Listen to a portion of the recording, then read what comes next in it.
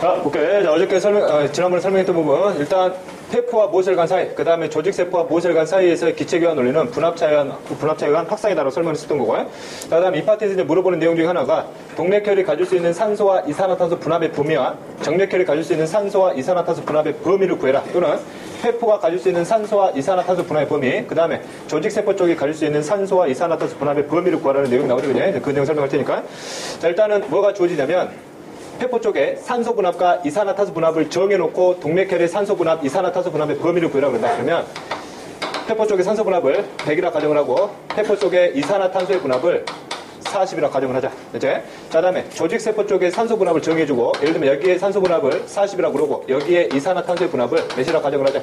60이라 가정을 하자. 이럴 경우에 동맥혈과 정맥혈의 산소 분합과 이산화탄소 분합이 가질 수 있는 범위를 구해라. 이 내용이 기출문제에 나왔었고 어저께 지난번 시험이었죠, 그지? 수요일 날 시험에서도 출제가 됐었던 내용이 하나고요. 기억나냐? 여기 나왔는데. 아무튼 그렇고 자 볼게. 일단은 여기서 산소와 이산화탄소의 교환 방향은 절대 그 방향이 뭐하지 않는다. 바뀌지 않는다. 그치? 절대 바뀌지 않아. 그리고 분합 차이관 확산이기 때문에 혈액 속의 산소 분합은 페포 속의 산소 분합보다는 무조건 뭐야 되겠니? 무조건 작아야 되겠지? 그래서 동맥혈의 산소 분합은 일단 뭐보다는 100보다는 일단 뭐 할 수 있어? 작을 수 있겠죠, 그죠? 됐지? 자, 그 다음에 여기서 산소가 이동을 할 때는 언제까지 이동하니 그러면 여기 분합과 여기 분합이 서로 뭐 할 때까지 똑같아질 때까지 이동하기 때문에 동맥혈이 가질 수 있는 산소 분합은 100보다는 작을 수 있지만 서로 그 값이 뭐 할 수도 있다. 똑같을 수도 있다. 됐지? 그래서 동맥혈이 가질 수 있는 산소 분합은 100 이하다라고 표현되는 것이고 자, 그 다음에 이산화탄소 분합 볼게. 이산화탄소 같은 경우는 혈액에서 페포 쪽으로 무조건 빠져나가야 되니까 혈액 속의 이산화탄소의 분합은 무조건 몇 보다는 일단 커야 되겠어? 40보다 일단 커야 되겠지? 동맥혈은 이산화탄소가 몇 보다는 40보다는 값이 뭐 해야 되고 일단은 커야 되고 그 다음에 얘들도 이동을 할 때는 서로 값이 뭐 해질 때까지 똑같아질 때까지 이동하기 때문에 동맥혈의 이산화탄소 분합은 40보다 크거나 그 값이 서로 뭐 할 수 있다? 똑같을 수 있다. 됐죠? 그래서 동맥혈의 이산화탄소의 분합은 40 이상이다라고 표현하면 되겠죠? 그지? 자, 그 다음에 정맥혈 볼게. 정맥혈은 어떻게 구하면 되냐면 여기서 구하면 되겠죠? 그지? 산소는 무조건 혈액에서 어느 쪽으로 조직세포 쪽으로 빠져나가야 되니까 혈액 속의 산소 분합은 조직에게 산소 분합보다는 무조건 뭐 해야 되겠어? 커야 되겠지? 커야 되니까 정맥혈의 산소 분합은 뭐보다는 40보다는 값이 뭐 할 거라는 얘기 일단은 클 거라는 얘기지. 자, 그 다음에 이것은 서로 값이 뭐 할 때까지 똑같아질 때까지 이동하기 때문에 이 값은 40보다 크거나 또는 그 값이 뭐 할 수 있다? 똑같을 수 있다. 그래서 정맥혈의 산소 분합은 몇 이상이라고 표현하면 되는 거야? 40 이상이라고 표현하면 되겠죠. 그지? 자, 그 다음에 이산화탄소의 분합의 범위 그려볼게. 이산화탄소는 조직 쪽에 있는 이산화탄소의 분합이 혈액 속에 있는 이산화탄소 분합보다 무조건 뭐 해야 돼? 작아야 되지? 아니 무조건 커야 되지? 여기보다 무조건 커야 되니까 정맥혈의 이산화탄소 분합 이거 잘못됐는데? 미안하다. 여기는 산소 분합이 여기에 산소 분합이 여기보다는 무조건 뭐 해야 돼? 커야 되지? 맞네? 커야 되니까 맞구나 이게. 됐죠? 이산화탄소 미안하다. 자, 그 다음에 착각했다. 그 다음에 이산화탄소 분합 볼게. 이산화탄소 분합은 혈액 속의 이산화탄소 분합은 조직세포 쪽의 이산화탄소 분합보다는 무조건 뭐 해야 돼? 값이 작아야 되겠지? 뭐보다는 60보다는 값이 작을 수 있고 그 다음에 값이 뭐 할 때까지? 똑같아질 때까지 이동을 해야 되기 때문에 그 값 서로 뭐 할 수도 있다. 똑같을 수도 있다. 라고 표현하면 되겠죠? 그지? 그러면 페포 쪽의 산소, 이산화탄소, 조직세포 쪽의 산소와 이산화탄소 분합을 정확히 정해주고 혈액 속에 있는 산소 분합과 이산화탄소 분합의 범위를 구하라 그러면 이런 식으로 구하면 되겠지, 그지? 그럼 전체적으로 혈액 속의 산소 분합은 40 이상이면서 뭐보다는 100보다는 작을 수 있다는 얘기죠, 그지? 됐지? 그 다음에 이산화탄소는 전체적으로 40보다는 크면서 60보다는 뭐 할 수 있다? 작거나 같을 수 있다. 됐죠, 이렇게? 자, 그 다음에 두 번째. 이제는 어디를 주어지냐면 동맥혈의 산소 분합을 정해주고 이산화탄소 분합을 정확히 정해줘. 예를 들면 동맥혈의 산소 분합 몇이라 가정을 하자. 100이라 가정을 하고 이산화탄소 분합 몇이라 가정을 하자. 40이라 가정을 하자. 그 다음에 정맥혈을 볼게. 정맥혈의 산소 분합은 40이라 가정을 하고 정맥혈의 이산화탄소의 분합은 몇이라 가정을 하자. 60이라 가정을 하자. 이제는 동맥혈과 정맥혈의 각 기체의 분합을 정해줬을 때 어디의 분합의 범위? 페포가 가질 수 있는 산소 분합 범위와 페포가 가질 수 있는 이산화탄소 분합의 범위. 그 다음에 조직세포가 가질 수 있는 산소 분합의 범위와 이산화탄소 분합의 범위를 구하라고 그러죠, 그지? 그치? 그럴 경우 볼게. 일단 여기 볼게. 페포 쪽은 항상 혈액 속의 산소 분합보다는 무조건 값이 뭐 해야 돼? 커야 되겠죠, 그지? 그럼 혈액 속에서 산소의 분합만 비교해봤을 때 가장 큰 값이 몇이야? 100이지. 100이니까 페포의 산소 분합은 일단 뭐보다는 100보다는 뭐 할 거라는 얘기야? 클 거라는 얘기죠. 됐지? 그리고 역시 여기서 이동을 했을 때 이 값과 이 값이 서로 뭐 해줄 때까지 똑같아질 때까지 이동하기 때문에 여기는 무슨 값하고 100이라는 수치와 값이 뭐일 수 있다? 똑같아질 수 있다. 됐지? 자, 그 다음에 이산화탄소. 이산화탄소 같은 경우는 페포 속의 이산화탄소는 혈액 속의 이산화탄소보다는 무조건 값이 뭐 해야 돼? 작아야 되겠지? 그래서 혈액 속의 이산화탄소의 분합 중에서 가장 작은 값이 몇이야? 40이 가장 작기 때문에 뭐보다는 40보다는 값이 뭐 할 수 있다? 작을 수 있다. 그리고 똑같아질 때까지 이동하니까 그 값은 뭐 할 수 있다? 똑같을 수도 있다. 됐지? 이렇게. 자, 그 다음에 조직세포 쪽 볼게. 조직세포 쪽은 조직세포 쪽의 산소의 분압은 혈액 속의 산소 분압보다는 무조건 값이 뭐야 돼? 작아야 되겠지? 그리고 혈액 속에는 산소 분압 중에서 가장 작은 값이 40이기 때문에 조직세포 쪽의 분압은 40보다는 값이 뭐하고? 적거나 또는 그 값이 뭐 할 수 있다? 똑같을 수 있다. 그치? 자, 그 다음에 조직세포 쪽의 이산화탄소 분압은 혈액 속의 이산화탄소 분압보다는 무조건 뭐야 돼? 커야 되겠지? 그러면 혈액 속에서 이산화탄소 분압의 가장 큰 값이 몇이기 때문에? 60이기 때문에 여기는 뭐보다는 60보다는 값이 뭐하고? 크거나 또는 그 값이 뭐 할 수 있다? 똑같을 수 있다. 됐지? 이런 식으로 분압의 범위를 구하는 게 이 내용에서 물어보는 첫 번째 내용이고, 됐지? 그 다음에 두 번째 내용 볼게. 산소와 이산화탄소가 이동을 할 때, 산소와 이산화탄소가 이동을 할 때 뭘 물어보냐면, 시간당 기체의 이동량, 시간당 기체의 이동량을 물어볼 수 있어요. 상훈아. 상훈아, 정신 차려, 상훈아. 미쳐버리겠네. 어디 도대체 뭐 한 거야? 여기 봐봐, 상훈아. 상훈아. 여기 봐. 나 보여? 나 보이냐고? 몇 개? 몇 개, 이게? 5개. 봐, 여기 좀 봐. 오케이. 자, 시간당 기체 이동량을 물어볼 수 있어요. 동일한 시간대에 기체 이동량이 뭐가 많냐? 지금 무슨 말이냐면, 여기서 산소의 시간당 기체 이동량과 시간당 이산화탄소의 기체 이동량을 물어볼 수 있다는 뜻이야. 됐지? 그럴 때 기체 이동량은 뭘로 해석하면 되냐면, 이거는 분압차가 얼마나 크냐? 분압차로 이것의 시간당 기체 이동량을 대변해서 문제를 풀 수 있다. 됐지? 쭉 봐. 현재 그냥 값을 정해줄게. 현재 정맥혈의 산소 분압 몇이라 가정을 하고 40이라 가정을 하고 정맥혈의 이산화탄소 분압 몇이라 가정을 하자. 60이라 가정을 하자. 됐지? 그리고 여기는 100이고 40이야. 자, 그럴 경우에 정맥혈이 이쪽 폐포 쪽으로 온다는 얘기지. 그럼 폐포 쪽으로 오게 되면 여기에 산소 분압 몇이었고 40이었고 이산화탄소 분압 몇이야? 60이었지? 그럼 산소만 비교해볼게. 산소는 처음에 폐포와 만나게 되면 여기는 100이고 여기는 40이니까 분압차가 몇이 생겨? 60이 생기지, 그지? 그치? 이산화탄소 같은 경우는 여기는 60, 여기는 몇이야? 40이니까 몇이 생겨? 20이 생기지. 그러면 분압차는 훨씬 누가 커? 산소의 분압차가 훨씬 크게 작용하지. 그러면 산소가 시간당 이동하는 기체량이 이산화탄소가 시간당 이동하는 기체량보다 훨씬 뭐하다는 얘기야? 많다고. 알았어? 그치? 그 다음 여기도 비교를 할게. 현재 동맥혈의 산소 분압을 100이라고 하고 동맥혈의 이산화탄소 분압을 40을 했을 때 이제 여기서의 이동량과 여기서의 시간당 이동량을 비교해보자고 해. 그럼 여기가 산소가 100이었고 여기가 이산화탄소 몇이었기 때문에 40이었기 때문에 이놈들이 처음에 조직세포 쪽과 만나게 되면 여기는 100에 40이니까 몇의 차이가 나? 60의 차이가 생기고 여기는 60에 40이니까 몇의 차이가 나? 20의 차이가 생기는 거지. 역시 분압차는 산소가 크기 때문에 시간당 이동하는 기체량은 누가 많다? 산소가 많다. 됐지? 자, 그 다음에 이 시간당 이동하는 기체 이동량을 또 다른 말로는 뭘로 표현해버리냐면 기체의 이동, 뭐로 표현할 수 있다? 속도로 표현할 수 있다. 기체 이동 속도. 그래서 분압차가 크면 클수록 기체의 이동 속도는 뭐 하다는 얘기야? 커진다는 얘기죠. 됐지? 자, 그러면 한번 비교해볼게. 여기 있는 그림하고.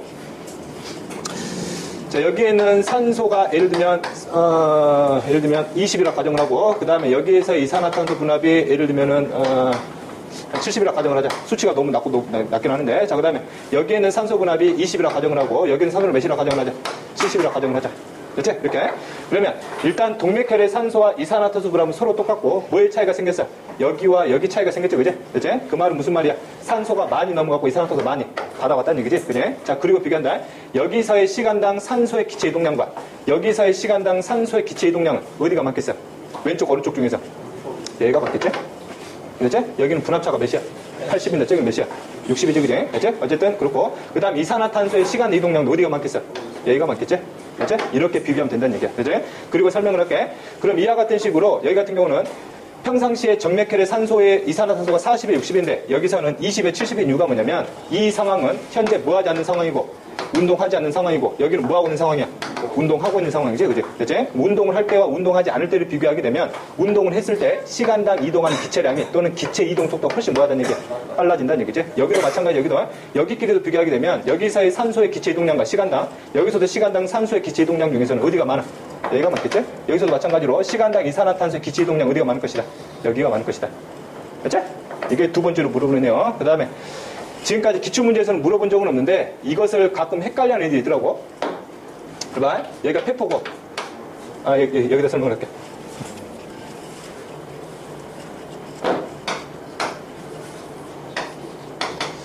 여기가 폐포고 여기가 대기지, 그지? 이렇게. 됐지? 그러면 기체가 이렇게 들어오고 이렇게 빠져나가지? 됐지? 들어오는 건 두 글자로 뭐라 그랬어? 흡기. 나가는 건 뭐야? 호기지. 됐지? 얘들 착각하는 거. 흡기가 일어나면 산소는 무엇의 혈관으로 들어온다. 또는 어떻게 착각하냐면 흡기가 일어나게 되면 이산화탄소는 이렇게 빠져나올 수가 없다라고 착각하더라고. 또는 호흡기가 일어나게 되면 이산화탄소가 혈액 쪽으로 또 빠져나오고 산소는 들어가지 않는다. 말이 될까 안 될까? 말이 안 돼. 알았어? 흡기가 일어나거나 호흡기가 일어날 때는 항상 기체교환이 계속 뭐하고 있어? 일어나고 있다. 상관없이. 알았어? 이제 그럼 기억을 해줘. 자, 그러면 여기와 관련된 내용이 정리가 됐고, 자, 그 다음에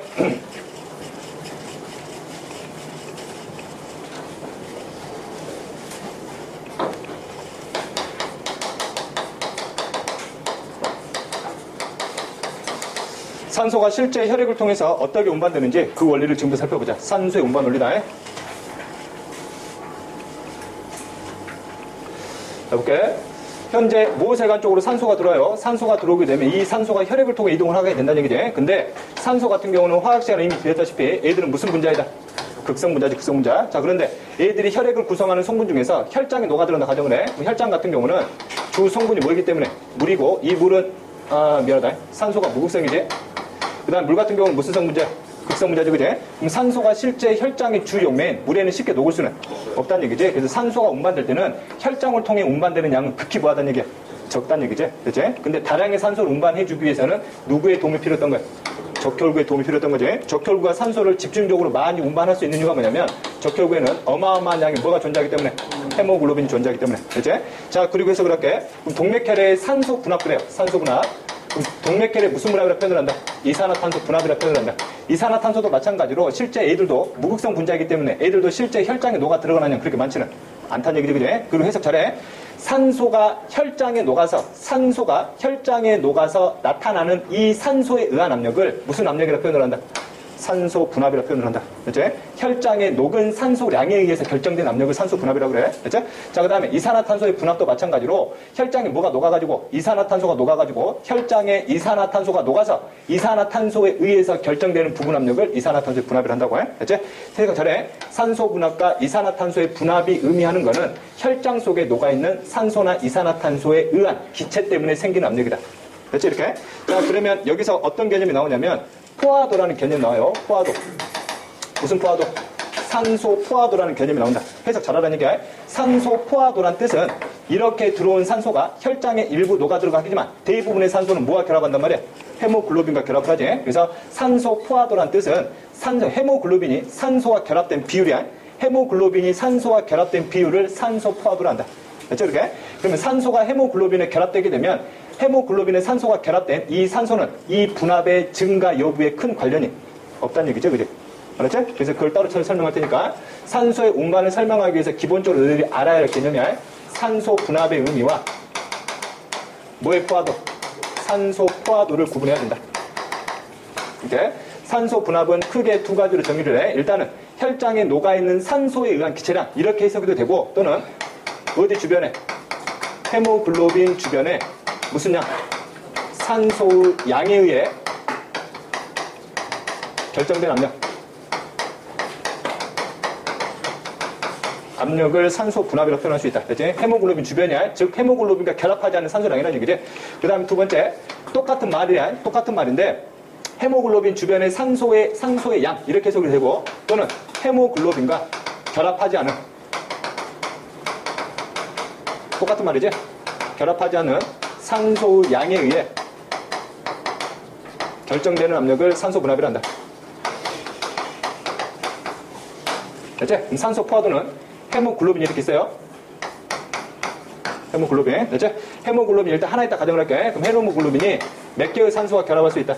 4개의 산소와 결합할 수 있지. 결합이 됐어요. 결합이 되게 되면 결합된 상태를 이렇게 표현을 하지. 이렇게. 됐지? 산소가 헤모글로빈과 결합된 형태야. 이게 결합되는 이 형태를 우리가 두 글자로 뭐 된다고 표현을 한다? 포화된다고 표현을 하지. 포화된다고. 됐지? 자, 그리고 헤모글로빈에 산소가 전부 다 결합을 했을 때 이거를 통째로 무슨 글로빈이라 표현을 한다? 산소 헤모글로빈이라 표현을 하지. 이거는 그냥 헤모글로빈, 이거는 산소 헤모글로빈. 됐지? 그리고 생각을 할게. 헤모글로빈이 이렇게 있으면 헤모글로빈 하나당 산소가 몇 개 결합할 수 있어? 4개 결합, 4개 결합할 수 있다. 됐지? 그러면 4개 중에서 하나만 결합을 했어. 그럼 결합된 비율이 몇 프로란 얘기야? 25%란 얘기지? 됐지? 2개 결합했다. 몇 프로야? 50%고, 3개 결합하면 75%, 4개 결합하면 100%가 되는 것이지? 됐지? 즉, 헤모글로빈, 산소와 결합된 헤모글로빈의 비율을 우리가 이거를 무슨 도라 표현하는 거야? 산소 포화도라 표현하는 거지? 됐지? 해석 잘해. 자, 그 다음에 반대로 헤모글로빈에 붙어있는 산소가 다시 뭐 될 수도 있다? 떨어져 나올 수 있지? 떨어져 나올 수 있다. 떨어져 나오는 현상을 두 글자로 뭐라 표현을 하니? 해일이 된다라고 표현하는 것이고. 됐지? 자, 그 다음에 볼게. 헤모글로빈은 산소와도 결합할 수 있지만 실제 뭐하고도 결합할 수 있다? 이산화탄소와도 결합할 수 있고 뭐하고도 결합할 수 있다? 일산화탄소와도 결합할 수 있고 그 다음에 무슨 이온과도 결합할 수 있다? 수소 이온과도 결합할 수 있다. 됐죠? 이렇게. 그러면 헤모글로빈이 산소와 결합 또는 포화가 잘 되려면 실제 헤모글로빈과 산소가 서로 뭐 돼야 된다고 그랬어? 충돌해야 된다고 그랬지? 시간당 충돌하는 횟수가 증가하면 증가할수록 헤모글로빈은 산소와 결합될 수 있는 확률이 그만큼 뭐 한다는 얘기야? 커진다는 얘기가 되겠지? 그치? 그러면 헤모글로빈을 산소와의 포화될 조건을 많이 만들어주려면 헤모글로빈 주변에 뭐의 양을 늘려주면 돼? 산소량을 늘려주면 되지? 그치? 산소량을 늘려주게 되면 뭐가 잘 돼? 결합이 잘 된다는 얘기지? 그만큼 무슨 횟수가 증가하기 때문에 서로 간에 충돌 횟수가 증가하기 때문에 그래서 표현을 할 때 헤모글로빈이 있으면 주변에 뭐의 양을 증가를 시켜? 산소 양을 증가시킨다고 해. 주변의 산소량을 증가를 시키게 되면 산소와 헤모글로빈 간의 충돌 횟수가 증가를 하면서 헤모글로빈과 산소가 결합할 수 있는 확률이 그만큼 높아진다는 뜻이 되는 거니까. 그치? 그럼 헤모글로빈 주변의 산소량 우리가 무슨 분압을 했어? 산소 분압 그랬지? 그럼 산소 분압을 증가시킨다는 얘기는 헤모글로빈 주변에 무슨 양을 증가시킨다는 얘기야? 산소량을 증가시킨다는 얘기지? 그러면 포화가 잘 된다고 해. 그래서 무슨 분압을 증가시키면? 산소 분압을 증가시키면 뭐가 잘 돼? 포화가 잘 되고 무슨 도가 증가하겠어? 포화도가 증가하겠지? 오케이? 이렇게. 자, 그 다음에 반대로 산소가 일정한 상황에서 여기다가 뭘 집어넣어준다? 이산화탄소를 집어넣어줘요. 됐지? 이산화탄소를 집어넣어주게 되면 이산화탄소가 이제 누가 또 충돌하겠어? 헤모글로빈과 충돌하겠지? 그럼 헤모글로빈을 하나를 두고 산소와 이산화탄소가 경쟁적으로 결합하려고 그러겠지? 그러면 이산화탄소가 경쟁에 뛰어들게 되면 산소는 충돌하더라도 이산화탄소가 동시에 충돌해주기 때문에 산소가 결합할 수 있는 확률은 그만큼 보여진다는 얘기야. 떨어진다는 얘기지. 그래서 포화가 잘 되려면 산소량을 증가시키면서 주변에 무슨 양 감소시켜야 되겠어? 이산화탄소량 감소시켜야 되겠지. 그래서 뭐의 분압이 낮으면 낮을수록 이산화탄소의 분압이 낮으면 낮을수록 헤모글로빈은 산소와 결합할 수 있는 확률이 그만큼 보여진다. 올라간다라고 표현하면 된다고. 알았냐? 이렇게 깨워라. 자, 그 다음에 여기다가 수소이온의 양을 증가시켰어요. 수소이온의 양을 증가시키면 헤모글로빈과 수소이온의 충돌에서도 그만큼 뭐 하겠어? 증가하겠지? 그럼 산소와의 결합률도 뭐 할 수 있겠니? 떨어질 수 있겠지? 그래서 포화가 잘 되게 하려면 주변에 무슨 양도 줄여줘야 되겠어? 수소이온의 양도 줄여줘야 되겠지? 그러면 주변에 수소이온의 양 뭐 할수록? 낮으면 낮을수록 포화가 그만큼 잘 될 확률이 높아진다는 얘기지. 자, 그 다음에 수소이온의 양을 숫자로 표현한 게 뭐야? pH. 그럼 수소이온의 양이 적다는 얘기는 pH가 그만큼 뭐하다는 얘기야? 높다는 얘기가 되겠지, 그지? 그치? 그럼 이 상황에서는 산소와 헤모글로빈이 결합이 될 확률이 그만큼 높아지게 되는 것이고 포화가 잘 될 것이고 산소 헤모글로빈의 양은 그만큼 할 것이다. 증가할 것이다. 그치? 그다음 반면에 헤모글로빈으로부터 산소를 뭐 하고 싶어? 떨어내고 싶은 거지, 그지? 그럼 예를 들면 여기 헤모글로빈에 산소가 결합되어 있으면 이것을 떨어낼 수 있는 방법. 주변에 뭐의 양을 늘려주면? 이산화탄소량을 늘려주지. 이산화탄소량이 늘어나게 되면 이산화탄소와 헤모글로빈 다시 뭐 할 거란 얘기야? 충돌할 거란 얘기지. 충돌하게 되면 붙어있는 뭘 떨쳐낼 수 있어? 산소를 떨쳐낼 수 있다. 그치? 자, 그 다음 반면에 여기다가 산소량을 증가시켜요. 산소량을 증가시키게 되면 산소도 같이 충돌해버리게 되면 이산화탄소에 의해서 산소가 떨어지더라도 다시 애들이 충돌해서 산소가 다시 뭐 될 수 있겠어? 결합할 수 있겠지? 그러면 해리가 잘 되지는 않겠지? 그러면 해리가 잘 되려면 즉 헤모글로빈도 산소를 떨어뜨리려면 주변에 뭐의 양을 줄여주면서 산소량을 줄여주면서 뭐의 양을 늘려주면 돼? 이산화탄소량을 늘려주면 돼. 됐지? 그래서 해리가 잘 되려면 산소의 분압은 뭐 해야 되고? 낮아야 되고 이산화탄소의 분압은 뭐 해야 된다? 높아야 된다. 됐죠? 자, 그 다음에 수소이온이야, 수소이온. 수소이온의 양도 마찬가지로 여기 주변에다가 수소이온의 양을 늘리면 수소이온과 헤모글로빈과 충돌수가 증가하면서 결합되어 있는 뭘 떨쳐낼 수 있다? 산소를 떨어낼 수 있다. 됐지? 그래서 수소이온의 양도 뭐 할수록 많으면 많을수록 해리는 잘 될 것이다. 됐지? 그 다음에 수소이온의 양이 많다는 얘기는 결국 pH 값이 뭐 하다는 얘기야? pH 값이 낮다는 얘기가 되겠지, 그지? 됐지? 자, 그 다음에 이제 세 번째. 헤모글로빈을 두고 이제 주변에 산소만 집어넣었어요. 그 다음에 주변에 뭐만 집어넣어봤다? 이산화탄소만 집어넣어봤다. 이산화탄소. 됐지? 자, 그리고 해석을 할게. 이게 들어가 있는 공간이 있어. 됐지? 그럼 헤모글로빈과 산소를 좀 쉽게 결합을 시키고 싶어. 쉽게 결합을 시키고 싶을 때 뭐를 낮춰주니까? 온도를 뭐 해주니까? 낮춰주니까 산소와 헤모글로빈의 결합률이 그만큼 또 뭐 해지더란 얘기야? 높아지더라는 얘기지. 반대로 헤모글로빈과 이산화탄소의 결합률을 높여주려니까 온도를 뭐 해주게 되면 올리게 되면 오히려 이산화탄소는 헤모글로빈과 뭐 하더라는 얘기야. 결합도 잘 되더라는 얘기지. 이런 특징들이 있더라는 얘기지. 그럼 반대로 헤모글로빈에 뭐를 낮춰버리면 온도를 뭐 해버리면 높여버리게 되면 이것과 이것이 쉽게 결합을 하지는 않겠지, 그지? 이렇게 생각하면 되는 것이야. 그래서 마지막 여기에 영향을 미칠 수 있는 게 바로 뭐가 있다? 온도가 있다는 얘기지. 포화가 잘 되려면 온도는 무슨 상태? 좋은 상태를 유지해야 되고, 그 다음에 해리가 잘 되려면 무슨 상태를 유지해주면 된다? 고온 상태를 유지해주면 된다. 됐지? 그러면 포화가 잘 되고 해리가 잘 된다고 해. 자, 그러면 포화가 잘 된 조건, 해리가 잘 된 조건에 정확히 맞아떨어지는 지점을 여기서 한번 찾아보자는 얘기지. 여기서. 됐지? 여기 볼게.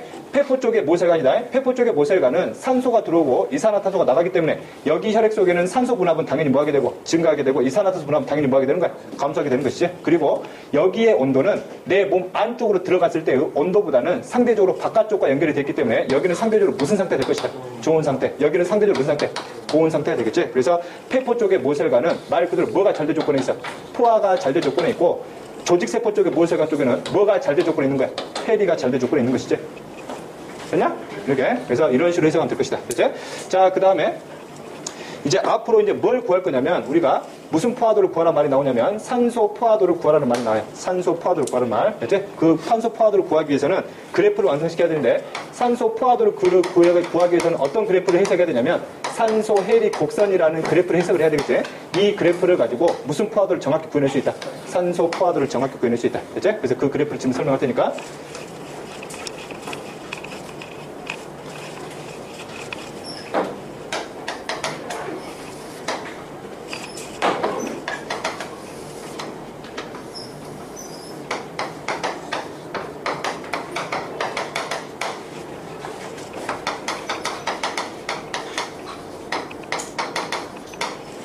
해볼게.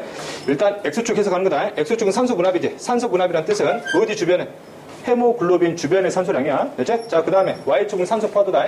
산소 포화도란 뜻은 헤모글로빈이 얼마만큼의 산소와 결합했느냐. 그것에 대한 뭐 비율이지. 그리고 단위는 그 비율을 무슨 율로 표현해준다? 백분율로 표현해준다. 그치? 그 다음에 산소 포화도를 또 다른 말로는 헤모글로빈이 산소와 얼마만큼 결합되어 있느냐. 그 비율이기 때문에 이거를 무슨 글로빈의 비율이다 표현하기도 한다. 산소 헤모글로빈의 비율이다. 이렇게도 표현을 하지. 산소 헤모글로빈 비율. 됐지? 욱진아, 봐. 산소 헤모글로빈 비율. 됐지? 똑같은 말이다. 그리고 이거를 백분율로 표현했기 때문에 모든 헤모글로빈의 산소가 다 결합하게 되면 그 값을 몇으로 적겠다는 얘기야? 100으로 적겠다는 얘기지. 됐지? 그 다음 수치를 적어주게 되면 여기가 대략 50이 될 것이고 여기가 대략 75가 될 것이고 여기가 대략 25가 되겠지. 그지? 됐지? 이렇게. 자, 그리고 실험을 해볼게.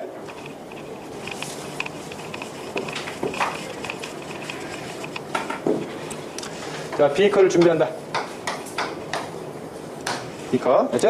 여기다가 헤모글로빈을 몇 개를 집어넣을 거냐면 헤모글로빈을 2개를 집어넣을 거야. 헤모글로빈 2개. 됐지? 그럼 헤모글로빈 하나당 산소를 몇 군데 결합할 수 있어? 4군데 결합할 수 있지. 하나, 둘, 셋, 넷. 하나, 둘, 셋, 넷. 그럼 전체 몇 군데를 결합할 수 있다? 8군데를 결합할 수 있겠지. 그지? 됐지? 이 상황에서 주변에 어느 기체도 집어넣지 않았어요. 그러면 이 상황에서 산소는 존재하지 않기 때문에 산소의 분압은 몇이 된다는 얘기야? 0이 되겠지, 그지? 그럼 산소가 존재하지 않기 때문에 당연히 헤모글로빈에는 산소가 결합할 수가 없겠지. 그러면 포화도는 몇 프로가 되는 거야? 0%가 되겠지? 산소 분압이 0이었을 때 포화도는 0이라고. 됐지? 자, 그 다음에 여기다가 뭘 집어넣을 거냐면 산소를 이제 또 공급을 할 거야. 산소를 공급해보자. 됐지? 산소를 공급해가지고 산소의 분압을 몇으로 맞춰주냐면 30으로 맞춰주세요. 30. 됐지? 산소의 분압 30이야. 그럼 여기 주변에 뭐가 존재하기 시작한다는 얘기야? 산소가 존재하기 시작한다는 얘기지, 그지? 산소가 존재했을 때 산소 분압이 30이었을 때 이때 헤모글로빈의 포화도를 조사해보니까 산소가 몇 개씩 달라붙어 있더라. 몇 개씩. 한 개씩 달라붙기 시작하더라는 얘기지. 산소 분압이 30이었을 때 몇 군데 달라붙었어? 2군데 달라붙었지, 그지? 그지? 그럼 포화도는 몇 프로가 되는 거야? 25%가 되겠지, 그지? 산소 분압 몇이었을 때? 32였을 때 포화도는 몇 프로? 25%. 그치, 이렇게? 자, 그 다음에 여기다가 산소를 더 집어넣어요. 산소를 더 집어넣는다. 산소를 더 집어넣어가지고 산소의 분압을 몇으로 맞춰줬다. 예를 들면 한 45로 맞춰줬다. 45. 산소의 분압을 45로 맞춰주니까 여기 주변에 산소량이 뭐해진다는 얘기야? 그만큼 많아진다는 얘기지. 그러면 여기와의 충돌에서는 더 증가하게 될 것이고 결합률은 더 높아지겠지. 그리고 결합을 했어요. 몇 개씩 결합했다? 2개씩 결합했다. 그럼 전체 포화도는 몇 프로가 되는 거야? 50% 되겠지. 몇이었을 때 산소 분압이? 45였을 때 포화도는 몇 프로? 50이 된다고 해. 알죠? 자, 그 다음에 산소를 더 집어넣었어요. 산소를 더 집어넣어가지고 산소의 분압을 예를 들면 70 맞췄다. 70. 산소 분압을. 그럼 산소량이 더 많아진다는 얘기 주변에 산소량이 더 많아지게 되면 헤모글로빈과 충돌했을 때 더 증가하게 되는 것이고 결합률이 더 증가하겠지. 그래서 몇 개씩 더 결합을 했다. 한 개씩 더 결합했다. 3개씩 결합을 했어요. 그럼 전체 포화도는 몇 프로가 되는 거야? 75%. 몇이었을 때? 70이었을 때 75%. 대충 할게. 자, 그 다음에 산소를 더 집어넣었어요. 산소를 더 집어넣어주고 산소의 분압을 110으로 맞췄다. 110으로 맞추니까 그때 헤모글로빈은 뭐가 다 결합하더라는 얘기야? 이산화탄소가 다 결합하더라는 얘기죠. 됐지? 그럼 포화도를 몇 프로 되는 거야?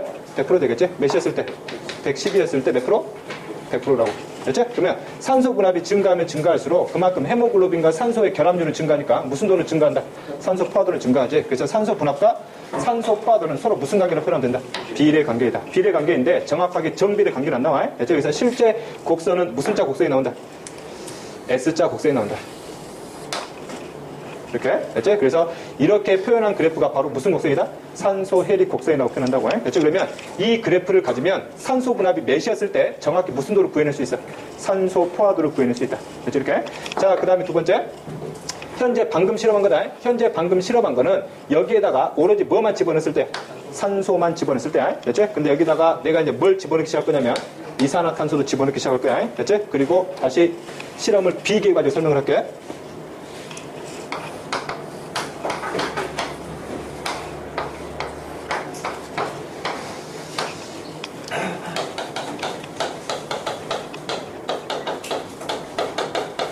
자, 헤모글로빈은 각각 두 개씩 집어넣고 현재 산소는 존재하지 않는 상황이야. 산소는 존재하는 상황이고 여기 두 번째 비커에다가만 이산화탄소를 좀 집어넣었어요. 이산화탄소를. 됐지? 그래서 이산화탄소를 몇을 집어넣냐면 40이 될 만큼 이산화탄소의 분압이 40이 될 만큼의 양의 이산화탄소를 공급을 시켰어요. 됐지? 여기는 이산화탄소 현재 존재하지 않는 상황이고. 됐지? 자, 그 다음에 현재 여기나 일단 처음에는 산소를 전혀 공급하지 않았어요. 그러면 헤모글로빈과 산소는 결합할 수가 없겠지? 그럼 포화도는 몇 프로 되겠지? 0이 되겠죠, 그지? 포화도는 0. 됐지? 자, 그 다음에 실험을 할게. 여기다가 산소를 공급했다. 여기다 산소를 공급했고, 여기다가 뭘 공급한다? 산소를 공급한다. 됐지? 그래서 현재 산소 분압이 몇이 될 때까지 공급할 거냐면, 산소의 분압이 서로 똑같을 때까지, 산소의 분압이 서로 뭐 할 때까지? 똑같을 때까지 집어넣을 거야. 그래서 산소의 분압을 몇으로 맞췄다? 30으로 맞췄다. 여기도 산소의 분압을 몇으로 맞췄다? 30으로 맞췄다. 됐지? 그럼 여기는 산소의 양은 똑같지만, 여기는 뭐가 존재하는 상황이야? 이산화탄소가 존재하는 상황이 돼. 그러면 여기서 볼게. 현재 산소만 30일 경우에는 헤모글로빈에 산소가 몇 개씩 붙었다 가정을 해요. 한 개씩 해가지고 전체 두 개가 달라붙었다 가정을 할게. 그런데 여기 같은 경우는 산소량이 똑같더라도 이제 헤모글로빈을 두고 산소도 충돌할 수 있지만 누구도 충돌할 수 있어? 이산화탄소 충돌할 수 있지. 그러면 여기서 헤모글로빈에 산소가 결합할 수 있는 확률은 여기서 결합할 수 있는 확률에 비해서 뭐 할 수밖에 없어? 떨어질 수밖에 없지. 됐지? 그래서 여기서의 헤모글로빈에 산소는 몇 개 붙었다 가정을 하자. 한 개만 붙었다 가정을 하자고. 됐지? 그럼 여기는 25%면 여기는 25%다 그 값이 뭐 하는 얘기야? 떨어진다는 얘기지. 그리고 해석을 해볼게. 현재 정확히 몇이었을 때? 30이었을 때 이산화탄소가 존재하지 않는 상황에서 포화도는 몇 프로였어? 25%였죠, 그지? 됐지? 근데 이산화탄소가 존재해버리면 25%보다 포화도는 뭐 할 수밖에 없다고? 감소할 수밖에 없다고. 알았지? 그럼 그래프 어떻게 되겠어? 이산화탄소가 존재하는 상황에는 그래프 이렇게 떨어지겠지? 됐지? 이렇게. 그럼 당연히 산소 분압을 증가시켰어요. 예를 들면은 50%가 될 때까지, 50%가 될 때까지의 산소를 공급해줬다. 이렇게. 대략 여긴가? 여기를 대략 몇이라 가정하냐면 한 40이라 가정을 할게. 됐지? 산소 분압이 40이었을 때 현재 그래프상에서 대충 50% 나오지? 산소가 존재하지 않는 상황에서는 포화도가 몇 프로야? 50%인데 산소가 존재하는 상황에서는 분명히 50%보다 값이 뭐 할 거란 얘기야? 낮아질 거란 얘기지? 그렇지? 그럼 그래프가 이렇게 되겠지? 됐지? 약간 포화도가 떨어진다는 얘기야. 됐지? 자, 그 다음에 이제 그래프를 또 쫓아가볼게. 그래프를 또 쫓아가게 되면 이산화탄소가 존재하는 그래프는 이 그래프보다 약간 아래쪽으로 쳐지겠지? 그럼 그래프가 전체적으로 이렇게 나올 거란 얘기지. 됐지? 약간 아래로 쳐져가지고. 자, 그 다음에 내용 설명할게. 그럼 이산화탄소가 들어있는 상황에서 이제 산소를 엄청나게 공급했어요. 산소를 엄청나게 공급해서 그래서 산소의 분압이 110이 될 때까지 맞춰있다. 산소 분압 몇이 될 때까지? 110이 될 때까지. 110이 되는 순간 주변의 산소량이 굉장히 뭐 한다는 얘기야? 많아진다는 얘기지. 주변의 산소량이. 됐지? 이럴 때 110이었을 때 헤모글로빈에 전부 다 뭐가 결합했다? 산소가 전부 다 결합했다. 포화도 몇 프로야? 100%지, 그지? 그 다음 여기 볼게. 여기서도 산소의 분압을 110으로 맞춰주니까 모든 헤모글로빈에 뭐가 결합된 상태가 돼버렸어요. 산소가 결합된 상태가 돼버렸다는 얘기지. 이산화탄소가 일정한 상황에서 산소를 엄청나게 집어넣어주게 되면 산소와 헤모글로빈과의 충돌수가 엄청나게 증가해가지고 이산화탄소가 크게 영향을 주지는 못한다는 얘기지. 이 상황에서는. 그치? 이 상황에서 다시 몇 프로가 되는 거야? 포화도가. 100%가 되겠지. 그치? 그래서 그래프가 전반적으로 이렇게 나오죠. 이렇게 해가지고 이렇게 나온다는 얘기죠. 됐지? 오케이. 그래서 하얀색 그래프와 노란색 그래프를 비교하게 되면 하얀색 그래프는 이산화탄소가 없는 상태에서 측정한 그래프이고 노란색 그래프는 이산화탄소를 소량 집어넣어가지고 지금 측정한 그래프이고. 됐지? 이렇게. 자, 그 다음에 그래프가 이렇게 나와서 그래프가 이렇게 나왔다. 됐지? 그러면 하얀색, 노란색, 빨간색 그래프에서 이산화탄소가 가장 많을 때 측정한 그래프는 뭐가 되겠어? 빨간색이 되겠지? 이렇게. 자, 그 다음에 반대로 여기 이산화탄소를 집어넣지 않고 무슨 이온을 집어넣는다 가정을 하자. 수소 이온을 집어넣다 가정을 하자. 수소 이온을 집어넣게 되면 역시 그래프가 이런 형상이 나타나겠죠, 그죠? 그치? 그러면 하얀색이 수소 이온이 전혀 없을 때 측정한 그래프라면 빨간색은 수소 이온이 가장 뭐 할 때? 가장 많을 때 측정한 거겠죠, 그죠? 그치? 자, 그 다음에 여기와 여기에 수소 이온이 아니라 뭘 변화시킬 수 있다? 온도를 변화시킬 수 있겠죠, 그죠? 그러면 하얀색 그래프는 온도가 비교적 낮은 상황에서 측정한 거라면 빨간색 그래프는 온도가 비교적 높은 상황에서 측정한 그래프다라고 설명이 되겠죠? 됐냐? 네, 그래서 이런 식으로 그래프를 이해하고 해석하면 되겠죠, 그죠? 됐죠? 그럼 산소 포화도를 산소 해리 곡선 이런 식으로 완성된다고 해. 그럼 이 산소 해리 곡선이 만들어지게 되면 우리가 정확히 어디에 동맥혈이나 정맥혈에 무슨 분압을 한다면 산소 분압과 무슨 분압을 한다면 이산화탄소의 분압을 한다면 동맥혈의 무슨 도를 구할 수 있고 포화도를 구할 수 있고 정맥혈의 무슨 도를 구할 수 있어? 포화도를 구할 수 있다는 얘기죠. 그렇죠, 이렇게. 자, 그래서 그렇게 현재 하얀색은 이산화탄소가 측정했다면 이산화탄소가 몇이었을 때? 0이었을 때. 그 다음에 노란색 그래프는 이산화탄소가 몇이었을 정도냐면 40이었을 때. 그 다음에 빨간색 그래프는 이산화탄소가 몇이었을 때? 60이었을 때 측정한 그래프로 가정을 해. 됐죠? 자, 그러고 해서 그렇게. 그러면 동맥혈의 산소 분압이 현재 100이라 가정을 하고 이산화탄소 분압 몇이라 가정을 하자? 40이라 가정을 하자. 됐지? 그러면 이 그래프, 이 분압을 가지고 이 그래프를 이용해서 동맥혈의 포화도를 구하게 되면 산소 분압은 100이니까 뭘 읽어주라는 얘기야? 100을 읽어주고 그 다음 이산화탄소 분압 몇이기 때문에? 40이기 때문에 셋 중에서 무슨 색 읽어주라는 얘기야? 노란색 읽어주라고 해. 그러면 어차피 다 만나지, 그지? 다 만나니까 포화도는 몇 프로가 되는 거야? 100%가 되는 거지? 그치? 그러면 여기서의 포화도가 100%라 뜻은 현재 동맥혈을 지나가는 모든 헤모글로빈은 다 뭐가 결합되어 있다? 산소가 전부 다 결합되어 있다. 이렇게 해석하면 될 것이고. 자, 그 다음에 반대로 여기서의 포화도를 굽을게. 그럼 여기서의 분압을 알아야 되겠지? 여기서 산소 분압을 40이라고 그러고 여기서 이산화탄소 분압을 몇이라 가정을 하자? 60이라 가정을 하자. 그러면 정맥혈의 산소 분압은 40이지? 그럼 40 읽어주고 자, 그 다음에 포화도가 아니 이산화탄소 분압 60이니까 셋 중에 무슨 색 읽어주라는 얘기야? 빨간색 읽어주라는 얘기지? 그럼 빨간색의 포화도가 이만큼이지, 그지? 이만큼. 그럼 대략 너무 적은데 몇 프로? 20% 되겠죠, 그지? 됐지? 그러면 여기서의 포화도는 몇 프로라는 얘기야? 20%라는 얘기지? 그럼 정맥혈을 지나가는 전체 헤모글로빈 중에서 몇 프로만? 20%만이 지금 산소와 결합된 상태라라고 생각하면 되겠죠, 그지? 자, 그러면 처음에 동맥혈은 100%였고 정맥혈은 20%였어. 100까지 와가지고 몇이 남았다는 얘기야? 20이 남았다는 얘기지? 그럼 몇이 떨어졌다는 얘기야? 80이 떨어졌다는 얘기지? 100%에서 20%니까 몇 프로?